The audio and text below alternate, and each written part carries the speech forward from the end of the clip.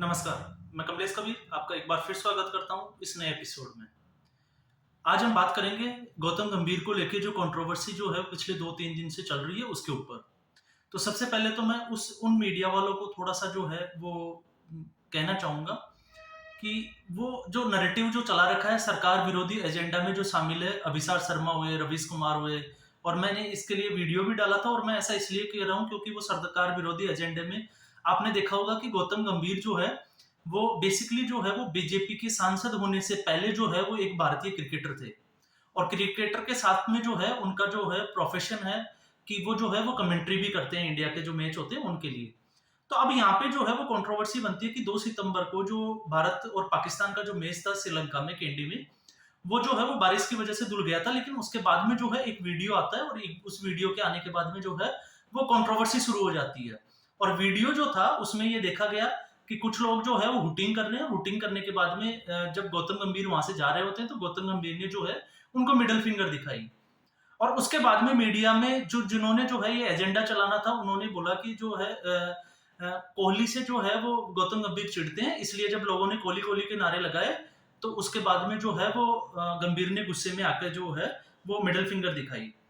उसके बाद में जो है इस प्रतिक्रिया में गौतम गंभीर से जब मीडिया से जब सवाल जवाब हुए तो मीडिया के सवालों का जवाब देते हुए गौतम गंभीर ने बोला कि मैं जब वहां से निकला तो जो लोग जो थे वो हिंदुस्तान विरोधी नारे लगा रहे थे और उसके अगेंस्ट जो है मैं चुपचाप सुन नहीं सकता, ये मेरे नेचर में नहीं है, इसलिए मैंने ये इशारा किया। अब बात आती है कि जो एजेंडा विरोधी जो सरकार विरोधी जो एजेंडा चलाते हैं न्यूज़ क्लिक वाले न्यूज़ एंकर्स जो मैं जिनकी बात करता हूँ और आप सब लोग जानते भी हैं उनको। तो सबसे पहले तो हम उस पे जाते हैं कि ये जो भारत और पाकिस्तान जब भी मैच होता है तो कंट्रोवर्सी कुछ ना कुछ होती ही है। लेकिन उसके बाद में जो है वो लगातार जो है वो मीम्स बनाए जाते हैं और विराट कोहली को और गंभीर को ये बेसिकली जो है वो गंभीर को टारगेट किया जाता है कोहली के नाम पे क्योंकि आईपीएल में हमने देखा था कि लखनऊ सुपर जायंट्स के साथ में जब विराट कोहली बेंगलुरु का जो था वो मैच था तो उसमें जो है वो अफगानिस्तान का एक जो प्लेयर है बॉलर जो था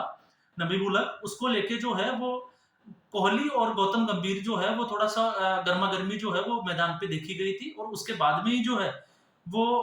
गौतम गंभीर को कोहली का जो है वो कट्टर विरोधी बताया जा रहा है। लेकिन ऐसा जो है वो स्पोर्ट्स की जो स्पिरिट होती है उसमें नहीं होता, ठीक है। 2 टीमें जब खेलती है तो कई बार जो चीज़ें हैं वो स्पिरिट से ऊपर आके जोश में आके ये चीज़ें हो जाती है। लेकिन उससे पहले ये नहीं भूलना चाहिए कि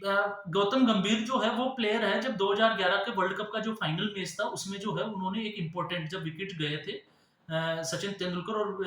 वीरेंद्र सहवाग जब जल्दी आउट हो गए थे, तो गंभीर ही एक ऐसे प्लेयर थे जिन्होंने टिक के जो है वो एक साझेदारी बनाई थी महेंद्र सिंह धोनी के साथ में और उन्होंने एक इम्पोर्टेंट पारी खेली थी 97 रन की, 57 रन उन्होंने बनाए थे। तो वो वर्ल्ड कप विजेता टीम के जो है वो प्लेयर थे। उसके बाद में हमने देखा आईपीएल में भी। लेकिन अब मैं यहाँ पे जब ये बात आती है कि पाकिस्तानी सोचने की बात ये है कि जब ये न्यूज़ एंकर एजेंडा चला रहे हैं कि फिर उसके बाद में जो है जब वो उनकी चोरी गलती जो है पकड़ी गई तो इन्होंने जो है वो देशभक्ति का राग छेड़ दिया। और देशभक्ति का राग कौन सा छेड़ा कि पाकिस्तान के जो लोग थे उन्होंने ही हिंदुस्तान विरोधी नारे लगाए। और ये डेफिनेटली अगर हम बात करें इसको समझने की कोशिश करें तो गौतम गंभीर को देख के जो है वो पाकिस्तानी लोग जो है वो एग्रेशन में आके और नारे लगाते भी हैं और इसकी वजह भी है। इसकी वजह ये है आप उस चीज को नहीं भूल सकते जब 2007 में जो है कानपुर वनडे हुआ उसमें शाहिद अफरीदी के साथ में जो है वो गौतम गंभीर की जो है वो बहुत नोक-झोंक हो गई थी और बहुत गुस्से में आ गए थे। और हमने कई बार देखा है शोएब अख्तर के सामने भी उन्होंने जो है वो कई बार आमना-सामना हुआ है। तो गौतम गंभीर जो है वैसे गुस्सैल स्वभाव के प्लेयर जो है वो शुरू से ही रहे हैं, एग्रेशन में खेलते हैं और वैसे जब वो खेलते हैं तो वो किसी से बात नहीं करते लेकिन जब उनको कुछ उल्टा-सीधा जब स्लेजिंग वगैरह होती है तो उसका जवाब वो प्रॉपर तरीके से देने के लिए जाने जाते हैं। और पाकिस्तान से लगभग हर दूसरे तीसरे मैच में हमने देखा कि गौतम गंभीर जो थे वो भिड़ते हुए दिखते थे खिलाड़ियों से पाकिस्तान के। और उसके बाद में जब है 2011 के बाद में जब है उन्होंने धीरे-धीरे जो है वो खेल के बाद में जो है वो संन्यास लिया और संन्यास लेने के बाद में जो है वो राजनीति से जुड़ गए भारतीय जनता पार्टी से। और जब भारतीय जनता पार्टी से वो जुड़े तो उसके बाद में जो है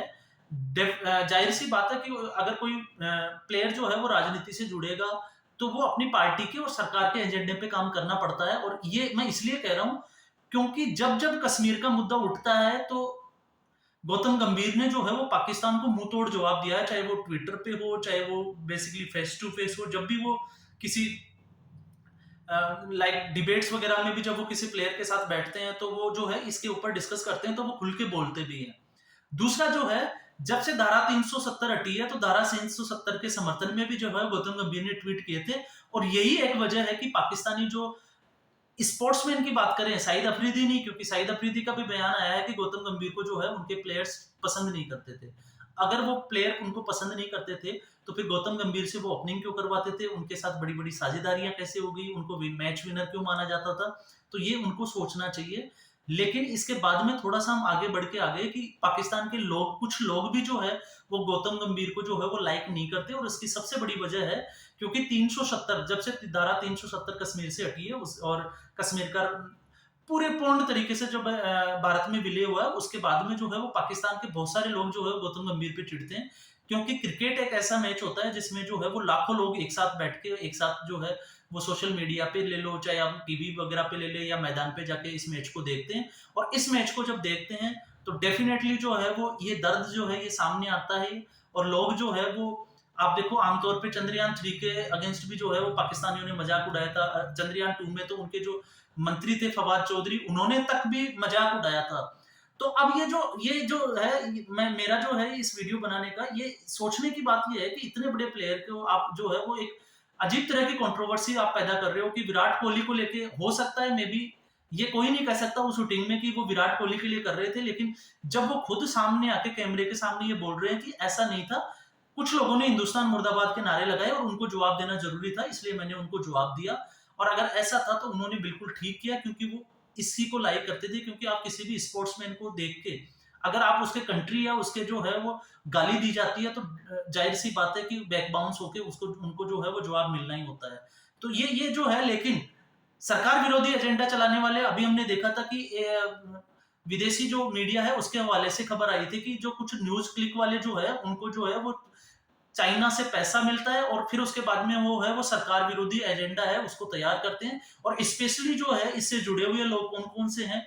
ये आप सब लोग जानते हैं, और आप उनके वीडियो को आप उठा के देखो, उनका जो है वो गौतम गंभीर के आगे जो है वो क्रिकेटर लगाने के बजाय जो है, और वैसे भी जो है गौतम गंभीर जो है वो राजनीति के मायने से जो है वो मैच देखने नहीं गए, वो एक स्पोर्ट्समैन होने के नाते और एक कमेंटेटर होने के नाते वहां गए थे। तो आपको ये समझना होगा कि वो राजनीति का मुद्दा नहीं था, वो स्पोर्ट्समैन की स्पिरिट का मुद्दा था। लेकिन फिर भी उसको राजनीति का रंग दिया, क्योंकि ये राजनीति जब तक नहीं करेंगे तब तक इनके जो है वो फॉलोवर्स और व्यूज जो है वो बढ़ेंगे नहीं, इनका एजेंडा जो है वो कामयाब नहीं होता। इसलिए जो है इन्होंने उसके जो गौतम गंभीर के नाम के आगे लगाया बीजेपी सांसद, और जब बोला गया उसके बाद में ये लिखते हैं कि जब इनकी गलती पकड़ी गई तो फिर इन्होंने देशभक्ति का राग अलाप दिया। अरे अगर वो देशभक्ति का राग भी अलापते हैं तो फिर इसमें बुरा क्या है, वो राष्ट्र के विरोध में तो बात नहीं कर रहे, जैसा कि आप लोग अपना एजेंडा चलाते हो। तो ये एक सोचने वाली बात है कि ऐसे लोग जो है ये एजेंडा चलाते ही चलाते हैं, तो इसमें ना जाके आप स्पोर्ट्समैन के एक स्पिरिट को समझे। तो फ्रेंड्स, आज के एपिसोड में बस इतना ही।